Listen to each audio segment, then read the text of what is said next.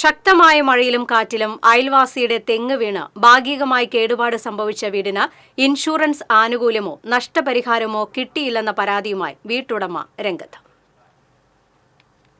കടുപ്പശ്ശേരി സ്വദേശി കുന്നത്തുപറമ്പിൽ പോളും ഭാര്യ സബിതയുമാണ് തൃശൂരിൽ നടത്തിയ വാർത്താ സമ്മേളനത്തിൽ പരാതി ഉന്നയിച്ചത്.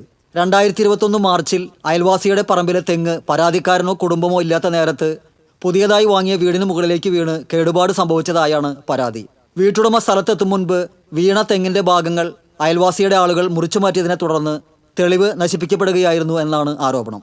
നഷ്ടപരിഹാരത്തിന് ഇൻഷുറൻസ് കമ്പനിയെയും പഞ്ചായത്ത് അധികൃതരെയും സമീപിച്ചെങ്കിലും അനുകൂല നടപടി ഉണ്ടായില്ലെന്നാണ് പരാതി. ചോർന്നൊലിക്കുന്ന അതേ വീട്ടിൽ തന്നെയാണ് ഇപ്പോഴും താമസിക്കുന്നതെന്നും മറ്റൊരു വാടക വീട്ടിലേക്ക് മാറാനുള്ള സാമ്പത്തിക സ്ഥിതി ഇല്ലെന്നും അംഗപരിമിതനും ബ്രെയിൻ ട്യൂമർ രോഗബാധിതനുമായ പോൾ പറഞ്ഞു. 4 കൊല്ലമായി നഷ്ടപരിഹാരം തേടി അധികൃതരെ സമീപിക്കുകയാണ്. ഇൻഷുറൻസ് കമ്പനിയും പഞ്ചായത്ത് അധികൃതരും എത്രയും വേഗം തനിക്ക് നഷ്ടപരിഹാരം നൽകാനുള്ള നടപടി സ്വീകരിക്കണമെന്ന് വീട്ടുടമ ആവശ്യപ്പെട്ടു. TCV തൃശൂർ.